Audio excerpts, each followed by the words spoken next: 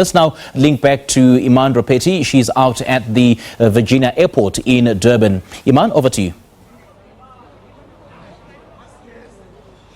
If you're just joining us, welcome back to The Full View. I'm Iman Rapeti and we are live for you here at the Virginia Airport in Durban, KwaZulu-Natal. The airport has been transformed into a logistical and operations nerve center. So a lot of the deployment of the teams is happening from here, and we see people taking off on helicopters, arriving back for some rest and replenishment. The volunteers are working apace just behind us. And we're going to continue our conversation about the extent of the devastation. We'll have some political analysis a little bit later in the program. But for right now, I want to focus on, again, the issue of how our infrastructure responded to all of this vis-a-vis climate change. You heard the president not so long ago say that, you know, the devastating floods are attributed to climate change. That's the main culprit. But there is an array of writing from critics that individual human behavior is going to have no significant impact. It is governments and corporations that will have an impact on how we reverse the effects of climate change. So to understand better how climate change has played a role in the devastating effects on the province recently and what the lasting effects of these floods are going to be, I'm joined by Emeritus Professor Roland Schulze from the School of Agricultural, Earth and Environmental Sciences at KZN. Professor Schulze, thank you so much for joining us this evening. We appreciate your time. You know, we've had many experts on the program talk about the weather cycles and the meteorological causes behind an event of this magnitude. What is your quick take on how this developed? Well, perhaps by way of background, let's just remind ourselves that in Margate, for example, we had 311 millimeters of rain on one day, whereas in Pietermaritzburg, where I live, we only had 99, and in Greytown also it was only 44. So there's a wide range of rainfalls that happen. And we also need to remind ourselves that this was not a tropical cyclone, as many people say. It was a cut-off low, which persists for a couple of days. And we did have an alert from the South African Weather Service. We had a level 5 alert, but did we listen to it? That is the question. Well, let's just pause there for a second, because I think that's a point that's worth resting on. So this alert and the time frame in which it was given before we saw the fall of water in the way that we did and its consequences, would that have been enough lead time for something significant to have been done? I believe it would have. But, you know, very often people do not get the message. We may get the message through TV and radio, but other people may not get the message who need the message, and they may need the message to be conveyed to them on a personal, you know, in a more personal way. This is significant for me, Prof, and I'm sorry to be laboring on this point. One would imagine that people who are, for example, in the provincial government, that this early warning would be something that they would, you know, get first wind of, that they would be the first receivers, presumably, of this information. And what you're saying to us now is that would have capacitated them to have responded in some way effectively. They're not ordinary members of the public, maybe like you and I. I believe we could have done better. That is my short answer to that particular question. But we must also remember that you've heard of El Niños and La Niñas. We're in a La Niña phase, so we have to expect heavy rainfalls in the coming year.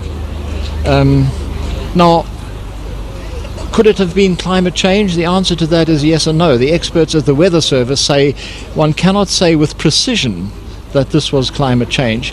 And one of the things we have to remember, which we often forget conveniently, is history.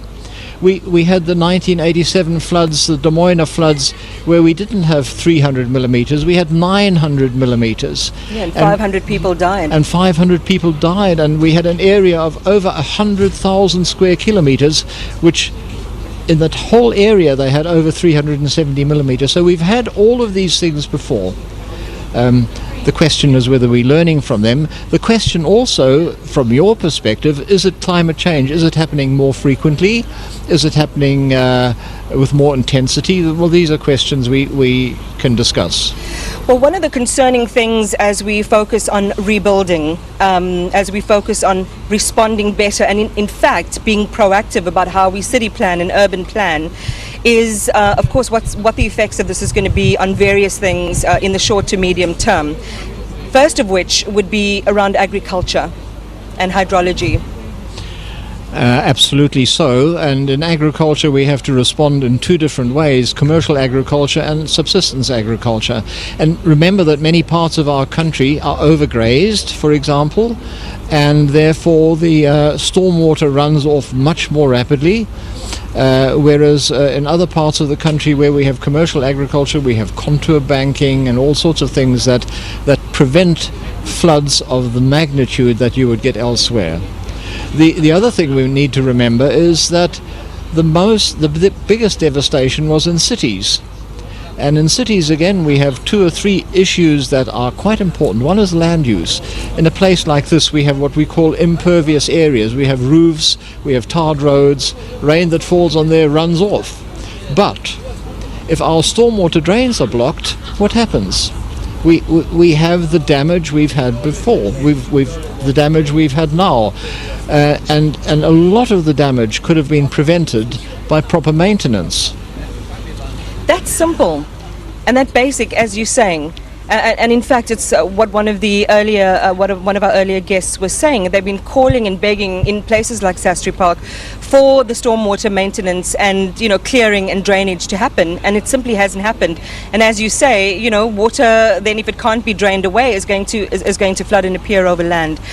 I want to talk about water resource management, and you've touched on the point now. Pumps and pump stations destroyed by the flood waters. It's going to take many months or many weeks to fix. Is there an opportunity in what has happened now to ensure that we don't see flooding of the magnitude that we did due to blocked drains? In the short term, probably not, because priority number one for the people who are fixing this is to get water to the people. So they are not going to enlarge the drains. They are not going to do research to see what should be happening or what is likely to happen 20 years from now. But we do have some very proactive city councils. Just let me name 3 or 4 of them with which I have worked, and other people have worked with others. I've got time for one. All right. Well, eThekwini, they're very proactive. I'll just mention them. Tshwane, Pretoria, very smart with what they're doing with climate change and land use planning. Right. Professor, I'm so sorry to leave it there because I was really enjoying the conversation. I think you have a lot of words of wisdom for not only us but people who are running the province, and certainly I'll put those criticisms or those observations to the Premier of the province. We're going to leave it there with Professor Roland Schulze, and we'll be back straight after this. Thank you.